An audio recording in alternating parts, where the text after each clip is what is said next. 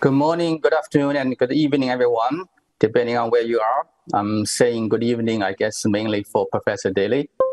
Welcome to all of you for joining this discussion on unlocking the...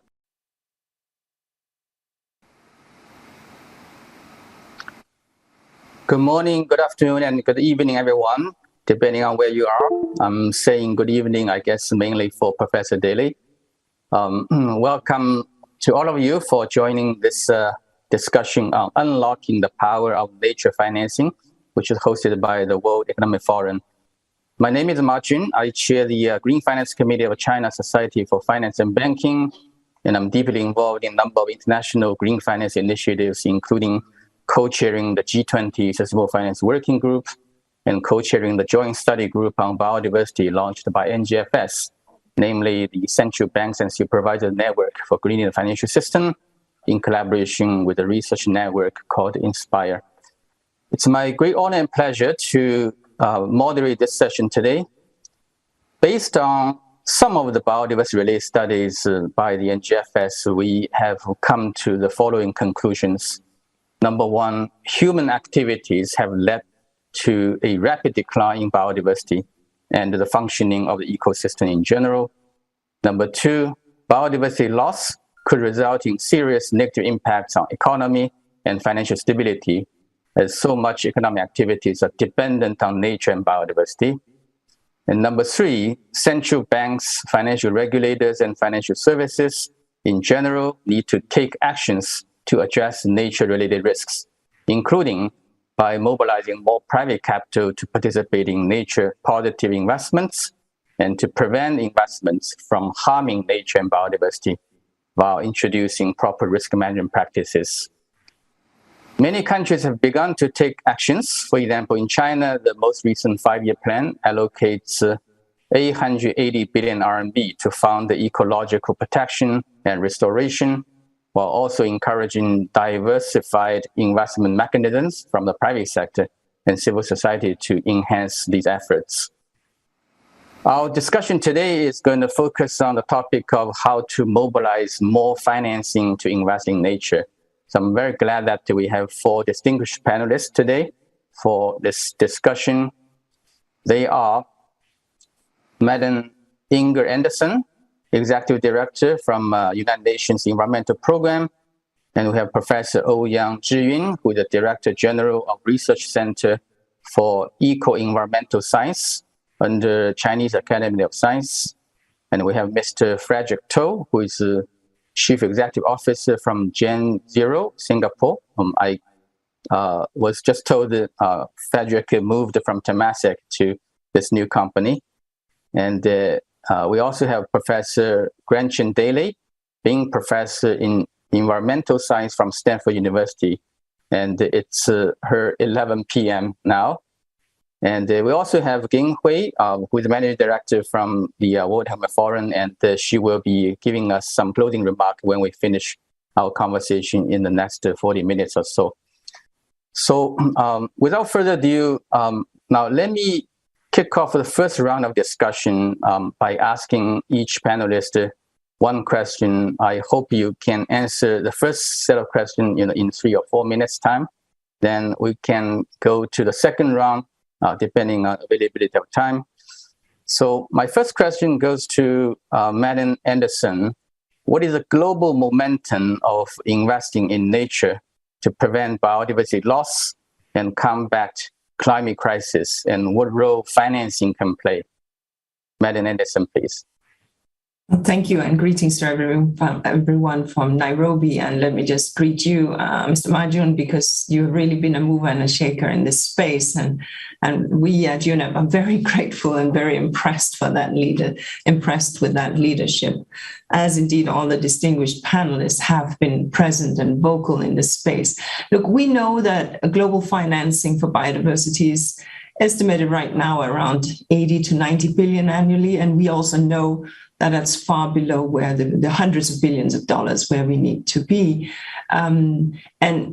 What we also are seeing that most of that money is coming from the public investment side. Well, that's nice, and no objection here, but it's also clear that these large investments that are needed to ensure that nature can reproduce itself, to ensure that nature can give us what we need in terms of our pollination, in terms of air and water and food and enjoyment in nature, etc. Well, then we have to have much greater investments. But so we need to see significant investment. Now, at the same time, on the public side, we have a lot of subsidies that go into agriculture, forestry, and fisheries.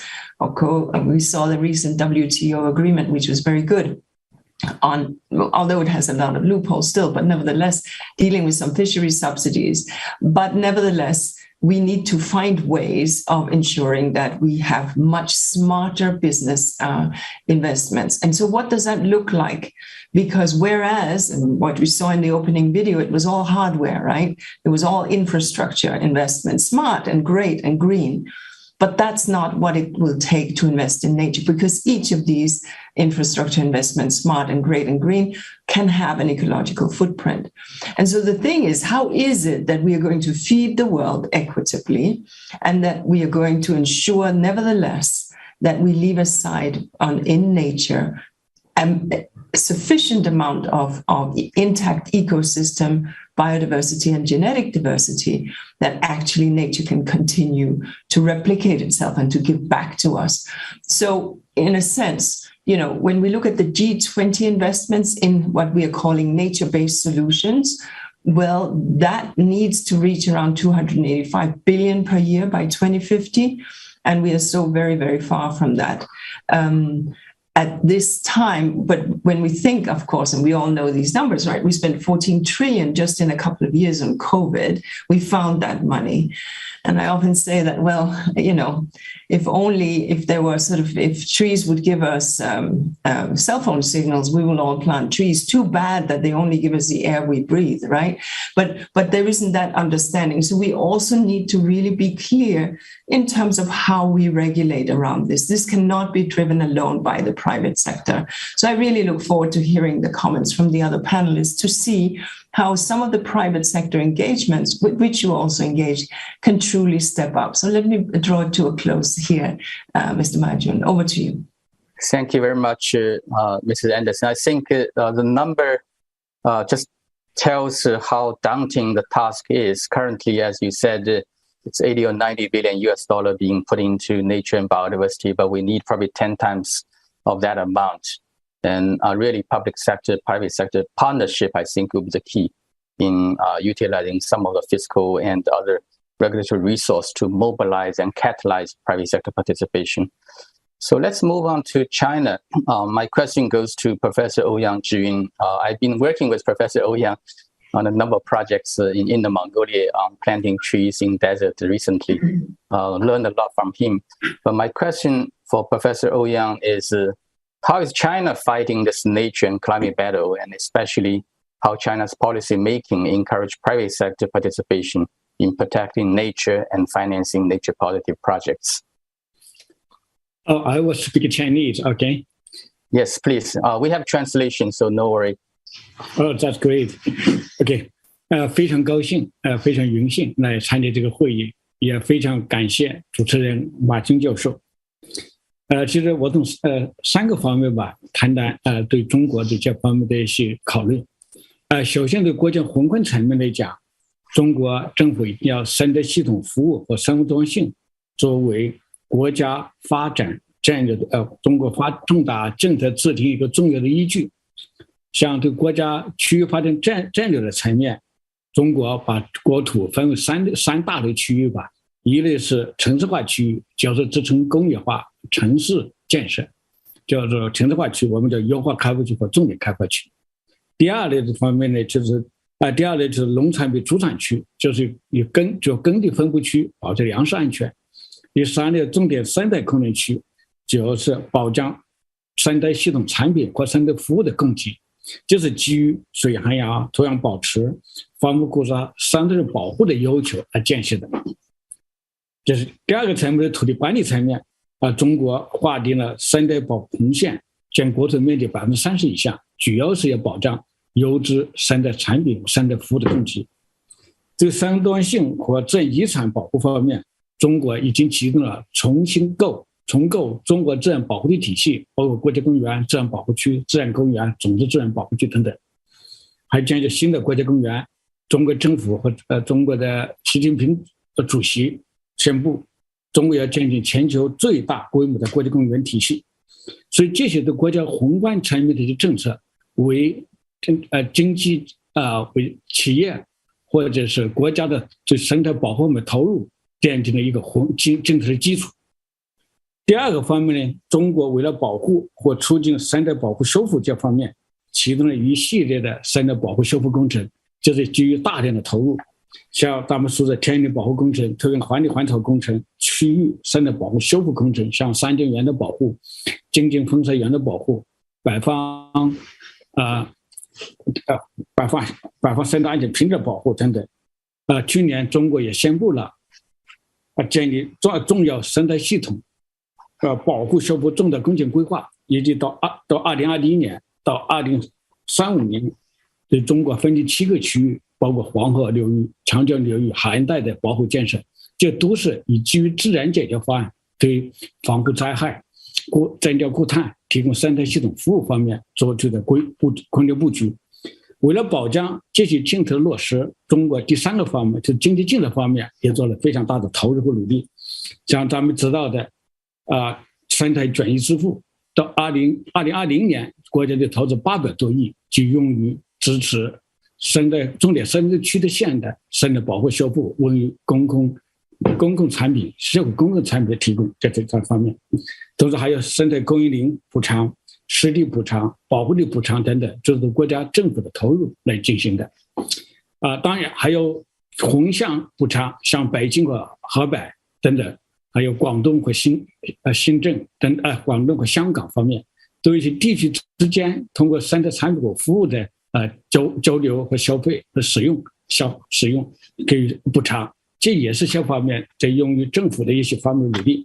但我们现在非常高兴的看到，中国开始启动了生态产品价值实现机制的试点，像对丽水、对福州等等，通过核算生态系统服务和自然资本的价值，来鼓励企业或者政府参与生态进行建立探索新的经营机制和经营体制，像生态银行的建立、生态资产的交易等等，这些方面都是鼓励企业和社会资本的参与，将生态价值转回经济效益。对今后这个方面，我感觉就保护生态方面会全面提升生态资产方面的工作，加上生态资产的管理，这当然最重要的会推动生态资产产权的明细化，还有生态资产的经营权和效益权的转化，为经营自主或者生态金融提供重要的基础。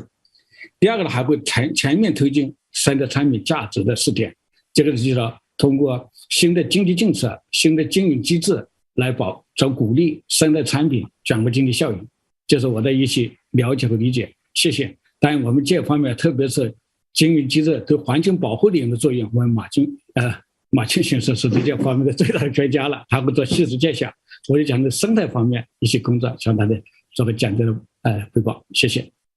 谢谢欧阳教授。Professor Ouyang said at the macro level, we need policy to really specify what are the protected areas.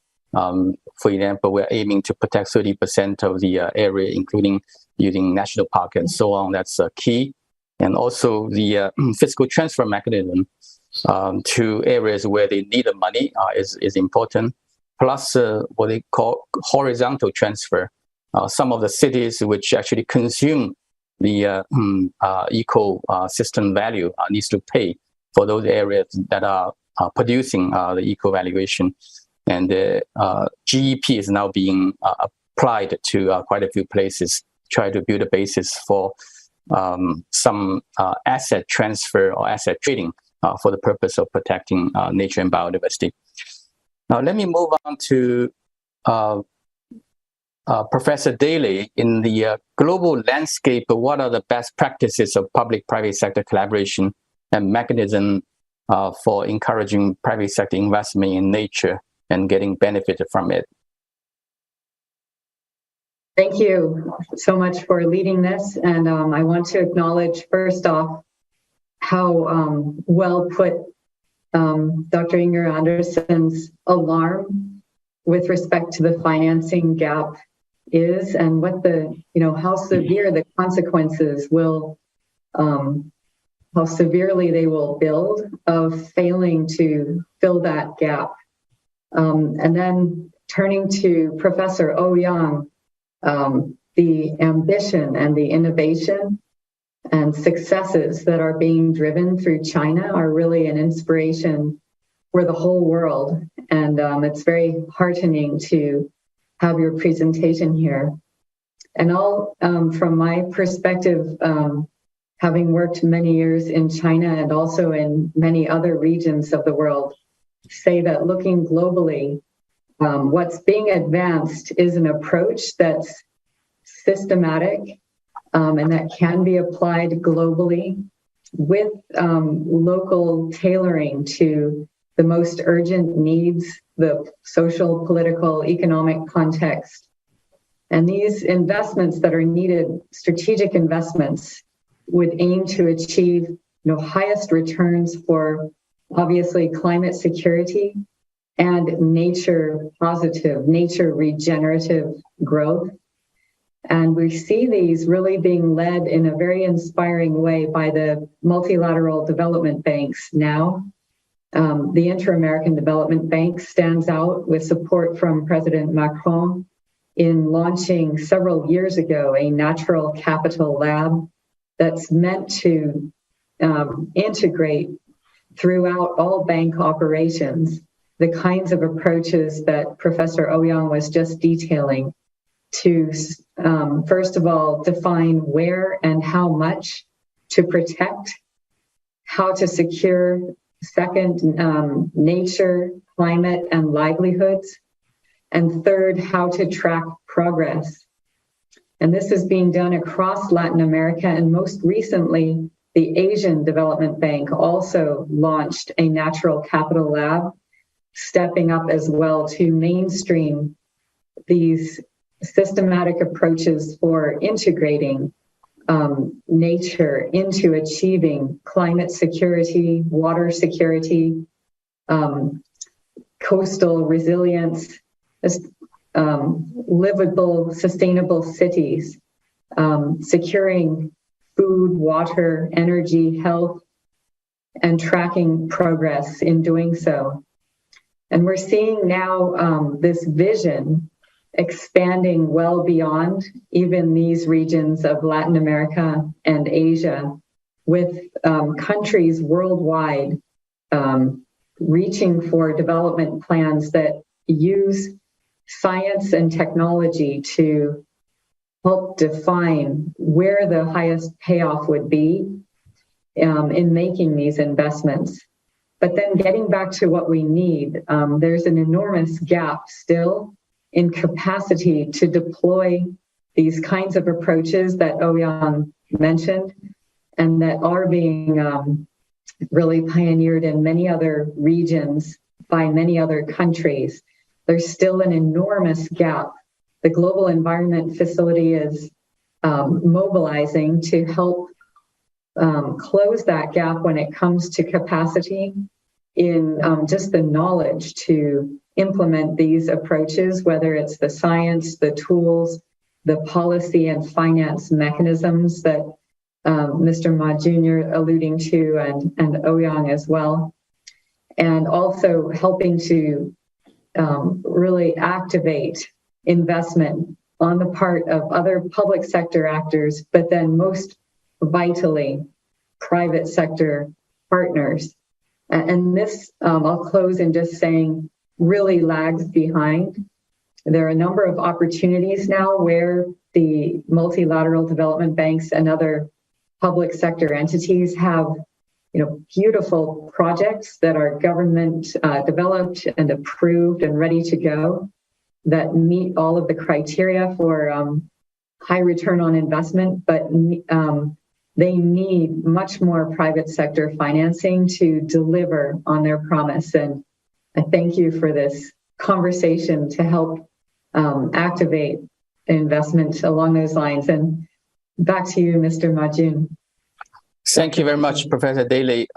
You mentioned the role of MDB. I think it's very important because many of these nature-related projects are relatively new, and the private sector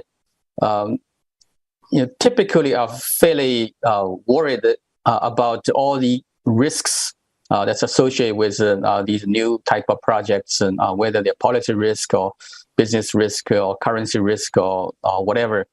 And the MDBs can overcome these problems by providing demonstration projects and showing them these are durable, and part of that could make money. And we can also provide maybe low-cost funding to help private sector to be involved. So actually, I'm asking Mrs. Anderson in the second round this question, what MDBs can do, maybe in collaboration with UNEP in creating some of the demonstration projects on nature-related financing so that it can be scaled later with more MDBs and with local finance. I'm going to come back to you after I ask Frederick the question in the first round on that.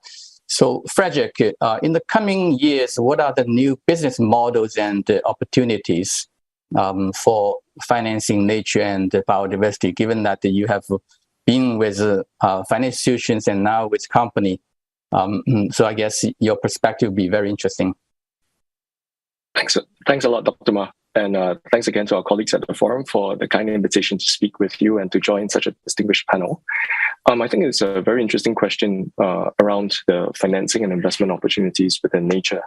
But I think I would start, first of all, by talking about the importance of addressing climate change and understanding that actually protecting our natural environment is part and parcel of the work that we need to do in order to be able to contribute positively to tackling the challenges of climate change and decarbonization. So as Dr. Ma mentioned, I was until recently part of the Sustainable Solutions team at Temasek. And starting in July, I joined to lead the new investment company wholly owned by Temasek that focuses on investing into decarbonization solutions. And we split our work into three parts. The first part is really investing into technology-based solutions that will address decarbonization.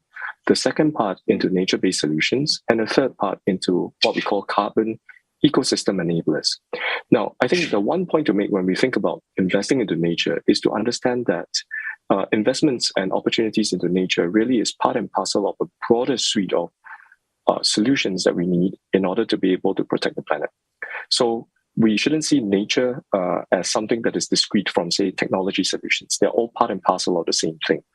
The second part that I would say really is that it is important to look at nature because in the nearer term, nature offers opportunities that are perhaps a little bit more cost-effective in order to be able to address the challenges of decarbonization and climate change. Take, for example, the fact that today we need to probably pay something like $800 to $1,000 per ton in order to be able to realize direct air capture solutions, right? And you would have heard of some of these opportunities out in the market. Well, nature has given us direct air capture capability, and that's in the form of trees.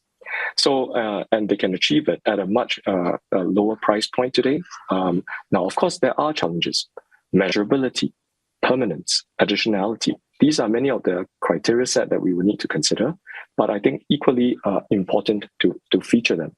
Now, finally, I would also make a point that nature in and of itself offers us from the business community three separate things. One, in and of itself, there is value to protect diversity and nature. Two, natural ecosystems actually afford us a new and different way to think about materials, solutions that we can draw on in a more regenerative way, as Dr. Daly had mentioned. And finally, nature opportunities actually give us a new way of being able to catalyze and accelerate the growth of carbon markets to be able to allow us to, in the near term, actually think of ways to be able to mitigate climate change and to be able to price carbon more sensibly for corporates to actually adopt.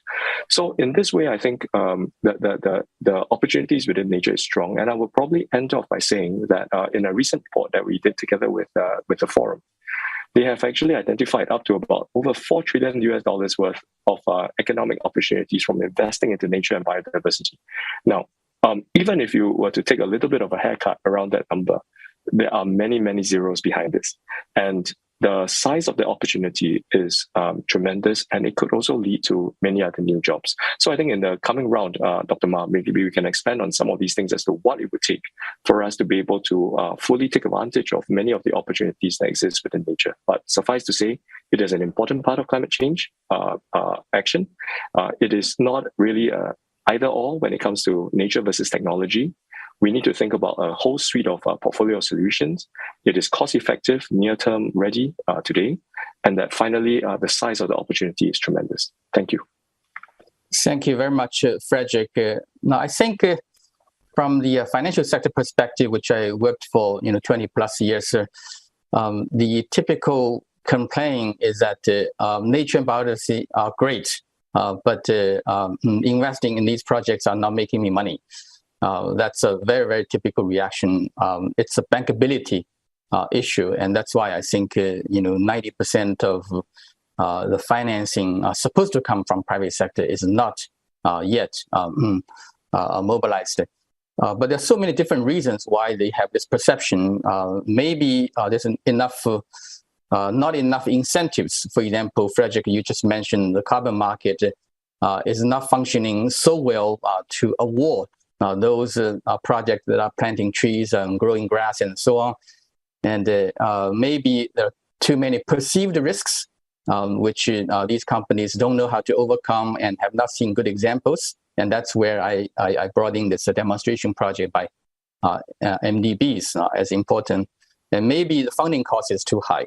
If you borrow from a commercial bank, at a commercial rate, and indeed these projects are not making money. So you need some, subsidies and government funding and so on. And maybe the duration is not right because a lot of nature-based solutions take a long time to yield result rather than, making you money within 1 year, 2 years.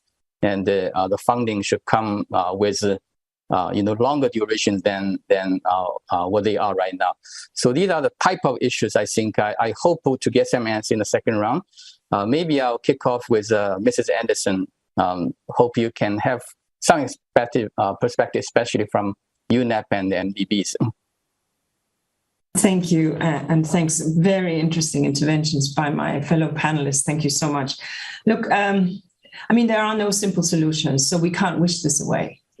We have to start there, right? You framed it very, very well. The financial world looks for shorter term profit, but you plant the tree today and your grandchildren will sit under its shade. So we need to understand that the time horizon which we deploy does not yield itself to that quick turnaround. That's just the reality. And the reality is also that as long as the system's boundaries for our investments, we are allowed to, by the financial system and by the regulatory settings, to call nature and impacts on the nature to a large extent an externality that doesn't have a cost. As long as that is the case, well then, yes, it's quicker to cut the proverbial forest down and have timber than it is to grow the trees and have my grandchildren enjoy whatever it is enjoyment they would bring. So the systemic issues will not work. Now, I agree with Gretchen that having the MDBs make these labs on nature and investments is absolutely phenomenal. But the MDBs alone will not have the financial leverage to make that shift, right? It will take central banks, which is why your work, actually, Professor Mahjong, is so critical, because it has to do with some of the settings around it. Now, you asked me about development banks. Yes, I think, first of all, let's understand that there is no techno fix to this, to nature. It has to do with this long-termism, but we need to, for example, think, what are the drivers of biodiversity loss? Because we need to begin with the drivers. Their fragmentation and overexploitation, their pollution, their invasive species, their climate change. and obviously and over exploitation, if I said that. So as long as we think of lateral expansion into nature, as long as that is a solution space for whatever it is, urban expansion, industrial expansion, infrastructure expansion, agriculture expansion, we will not bring about the solutions. Therefore, the kind of investments that we need to think about have to be much more holistic.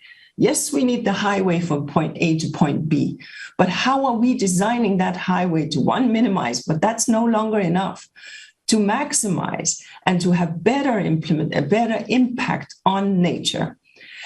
What is it that are we going to lift our highways up? Or are we going to place them down? How are we going to densify our cities, thereby taking less land? Or are we going to have more urban sprawl and gobble up agricultural land?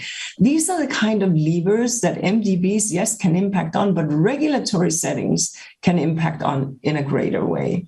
And of course, when we think about the kind of pollution effluents that we are having and the dead zones that our fertilizers are causing, what kind of agricultural systems can we invest in that minimize nitrogen runoff, that minimize these dead zones in our oceans and our rivers and waterways, that can minimize, therefore, impacts on nature?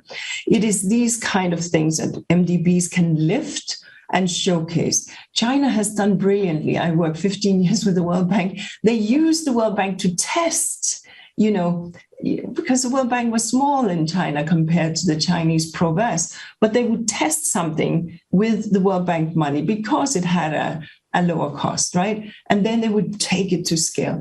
These are the kind of things that every country that experiments in this space need to think about. The MDBs have a real opportunity here, finally. If we think about the way in which we consider nature, we also need to think about how we can integrate nature so that, as opposed to infrastructure, nature creates green infrastructure, whereas we have gray infrastructure with the hard stuff, right?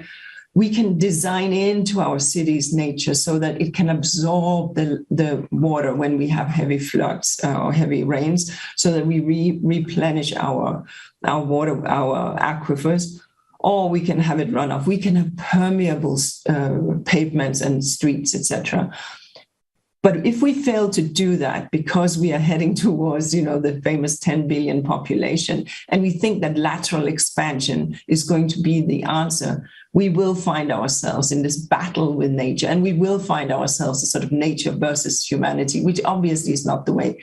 This is why China's presidency of the COP15 that is coming up in December is so critical. We are negotiating global framework for biodiversity.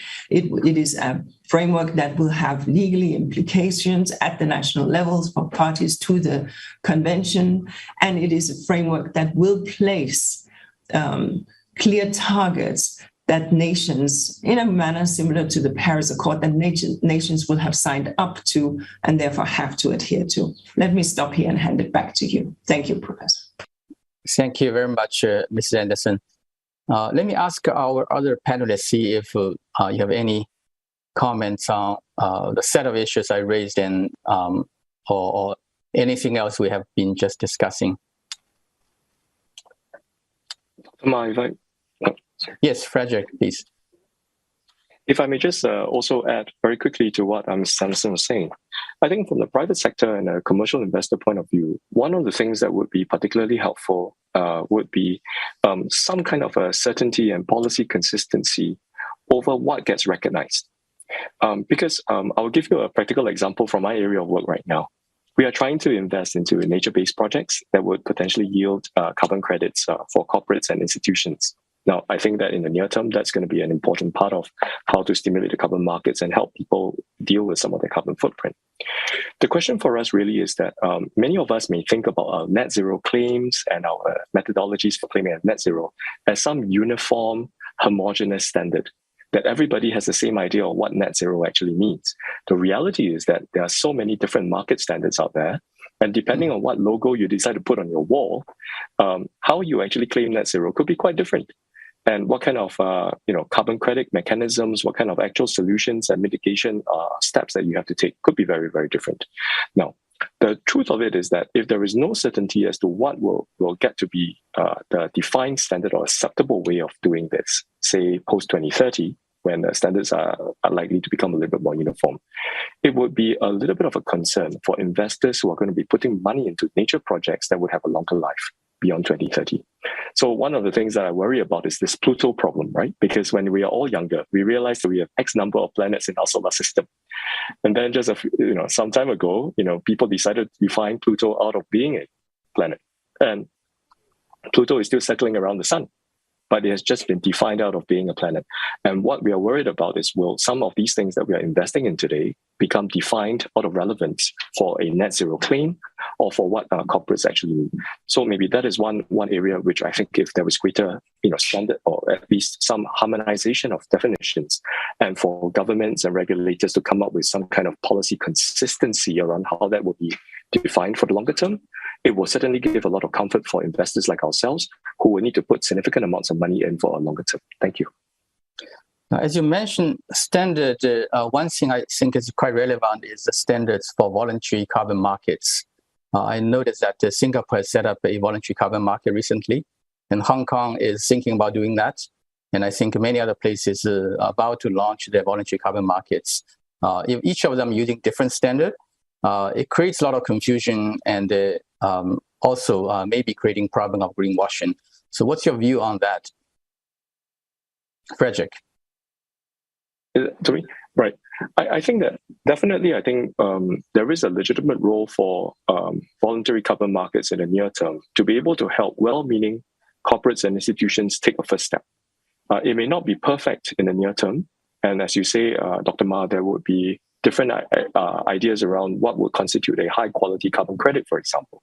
And different jurisdictions may accept different qualities, different standards. By the end of the day, I think we want to move towards setting common definitions around additionality, around the way that we actually account for it and measure the amount of carbon that's actually sequestered. But if I were to come back to what would make for a high credibility, high trust carbon market, at the end of the day, it begins first of all with robust science. Because if you do not have a proper science around nature, you really don't know whether the things that you're doing is really sequestering X amount of carbon or not, and what is the rate of that sequestration, and how do you even begin to price it. So you begin with the science, you got to have the facts. The second part of it is that you got to price appropriately. So in some of the reports, we realized that there are many countries around the world that would have very, very significant stores of natural capital, but without proper carbon pricing, right? And there will be no economic incentive for investors and pools of capital to come in to develop those projects. So therefore, it becomes a potential capability or potential capital, but not actually realizable ones in terms of real projects. And finally, I would imagine that there needs to be that confidence in the definitions of standards. Like, for example, even in say for diamonds, for example, there is a clear sense of how you actually measure the quality of a diamond, but there can be different quality levels and therefore different pricing associated with that. And it is really up to regulators to some extent and the industry coming together to define what is the appropriate cutoff to make something legitimate. Thank you. Yeah, just follow on this standard topic. Maybe you aware that there's an effort going on between China and Europe to create the common ground taxonomy, which I'm proud in being a co-chair of this effort. And we spent 2 years under the IPSF working on the common ground taxonomy, which now has the second version published in June. And this is not specifically for nature and biodiversity, but for broader green and sustainability definition. So far, we have 72 activities in the common ground taxonomy that are recognized both by the European taxonomy and Chinese taxonomy. I think it's one of the first steps towards enhancing comparability and interoperability of global green standards. Now, let me ask Professor Daly and Professor Ouyang if you have any additional short remarks.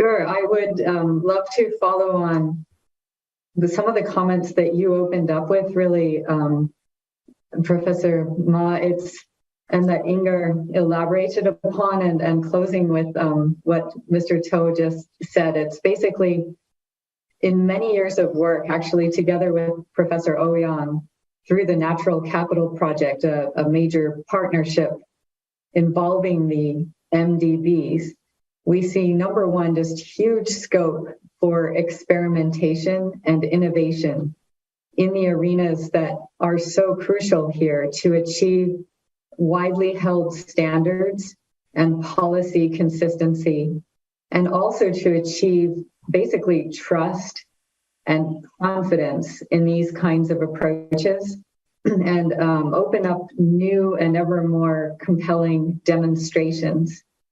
So that's my main point. And then second, to achieve, sort of realize this opportunity, we can all realize that there's actually been a really inspiring track record by the MDBs over the past decade in making a very dramatic shift in the conceptualization of human development and the integration of nature, positive and climate neutral approaches. So just through our partnership, we've worked in over 60 countries directly. And just to touch on a couple of examples, through the Inter-American Development Bank, there's now a major program to secure water for cities in a way that is nature positive and very tuned to climate security. With over 55 major cities now involved in this, and other cities across the world following similar protocols. There's also a major effort demonstrated around coastal climate resilience, and that involves investing in coral reefs, mangroves, seagrass beds, and other habitats to protect people and property onshore and achieve many other types of benefits. Through the World Bank, there's been a lot of work on urban livability and sustainability, and many of other sort of national development plans along these lines. And then finally, the Asian Development Bank, also working on many dimensions here, has advanced gross ecosystem product as a way of integrating all of this and revealing in a metric that's parallel to GDP, gross domestic product, in construction, revealing basically the sum total value and benefits of nature to people. Second, guiding investments in countries from downstream beneficiaries of nature and secure climate to upstream rural communities that are stewarding nature. And third, tracking and rewarding progress. And these examples that have developed over the past decade, I think, provide a really powerful foundation. And I would close just emphasizing that what Frederick To, you're involved with, that's so exciting, is utterly crucial to integrate the nature and the climate approaches in a globally standardized type of way. And I'm excited to see where you head with all of that. Thank you. Thank you, Professor. Professor Ouyang, you'd like to say a few words? 欧阳老师，你再说几句。行，对，刚才大家谈到，现在，目前的投入自然资本方面的，除了保护方面的，主要还是政府多一点，银行的积极不高，但是我们现在现实过程中也有问题，银行总是问一个问题，就是我保护生态，我投资自然资本，我的回报是什么？我的现金流是什么？现在现象我们在看到呢，目前碳市场的建立，就一定的现金流了，至少鼓励投资，投资指数造林，当家碳汇。但我们也看到自然资本的美学价值投入也是比较多的，像旅游价值这些方面提升的，但是有很多生态产品和生态服务没有得到这些现金流，很多的原因还是经济政策的不完善。像生态系统能提供很多的水资源和水涵养，但是现在还没有把生态系统做水资源的这个创造的价值体现出来。所以现在没有一个企业来或者银行投资涵养的生态保护地方。类似的还有生物多样性，还有土壤保持，还有气候调节，在这如果把这些能够资本为一个提供的服务能够经济竞争力体现出来，能要得到现金流，我估计会很多银行会介入。现在问题主要还是一些政策的资源、政策的不完善所造成的，所以对今后的发展可能这方面要进行突破。谢谢欧阳教授。So that brings us to almost the close of the session. And before closing, let me give the floor to Mrs. Ging Hui Niu, who is managing board member of the World Economic Forum. She will give us a few final remarks. Ging Hui. Thank you, Dr. Martin, for moderating this discussion. And thank you to our speakers, Inga, Gretchen, Zhiyun, and Fred, for sharing your perspectives on the opportunities to invest in nature and the challenges involved. And unlike other crises, the climate and environment crisis will not go away.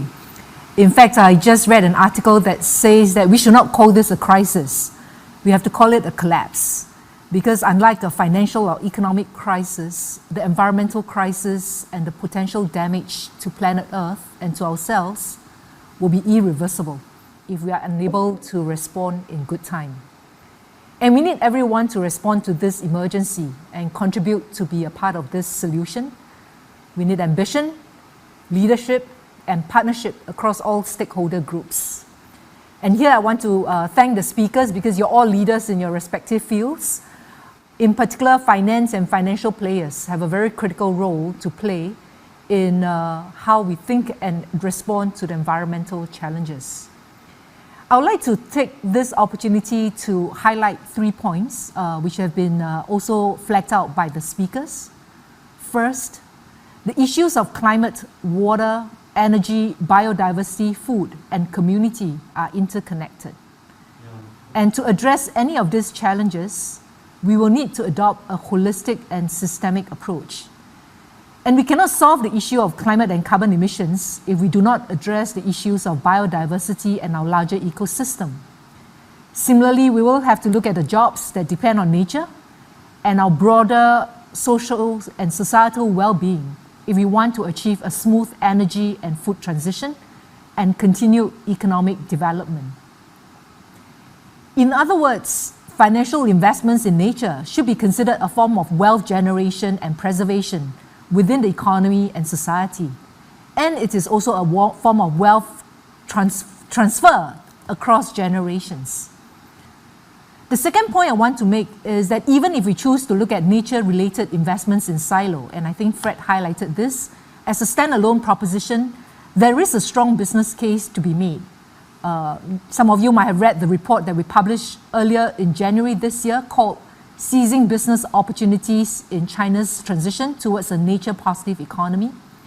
And the study actually highlighted that 2/3 of China's total GDP is at risk of disruption from nature loss. And conversely, if we urgently make nature-positive transitions, we will be able to translate risks to opportunity. And in Chinese word, we call this 危机, how do you translate a risk into an opportunity? And these transitions cut across 3 socio-economic systems. 1, food, land, and ocean use. I think Madam Anderson highlighted this. Infrastructure and the built environment, as well as energy and extractives.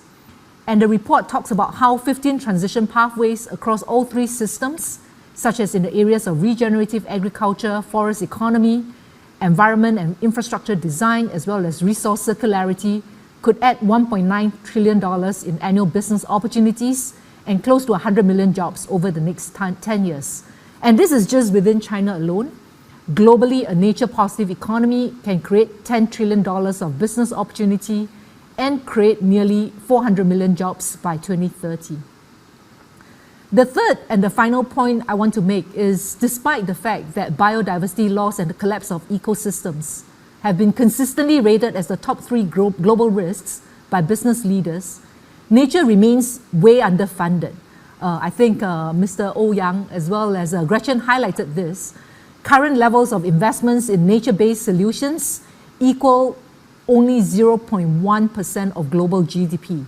And most of this funding are coming from the public sector. A recent report by the UNEP and the World Economic Forum released last year on the state of finance for nature found that there remains a $8.1 trillion financing gap to meet the world's climate change, biodiversity, and land degradation targets by 2050.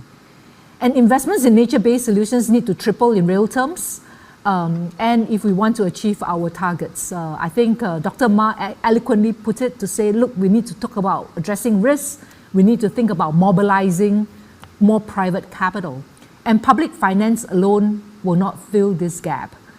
And echoing the theme of this event, unlocking the power of nature financing, we need to mobilize more capital and explore new market mechanisms and policy levers. I think the panel has spoken about some of these areas.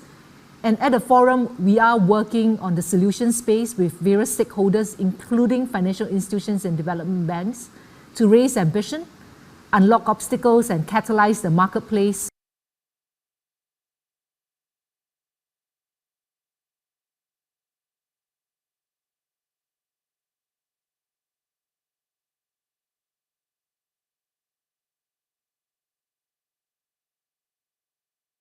Matching philanthropic public capital with private finance. This will allow a lot more scale and leverage.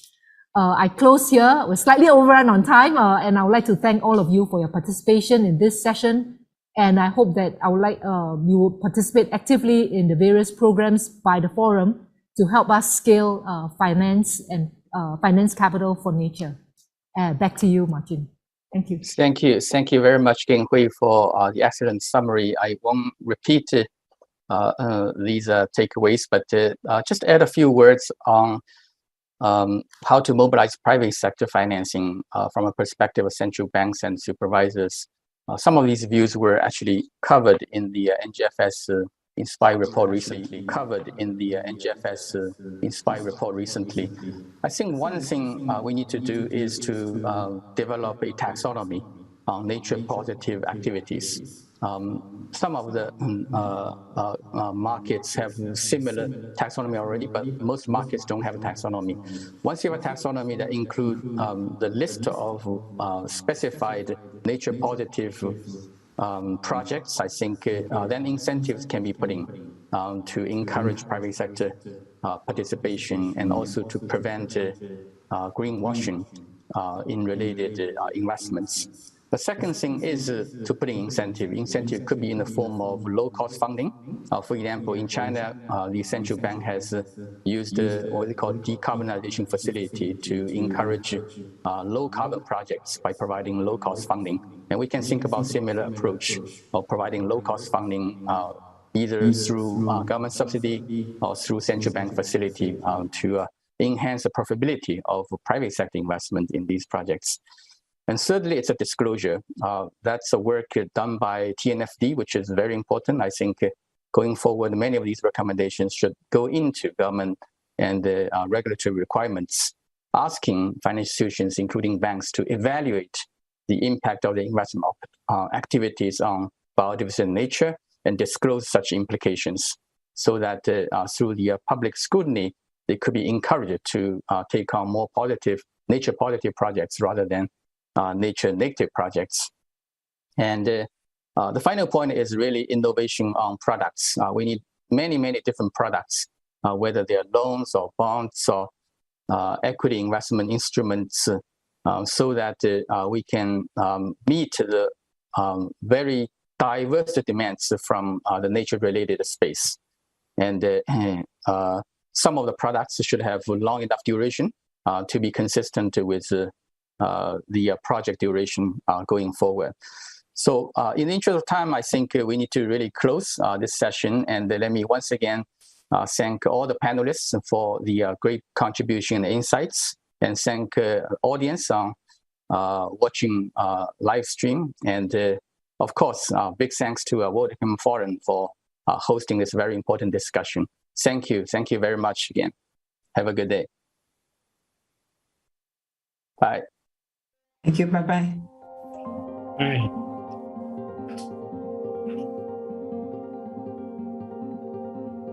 Greetings. Bye. Bye.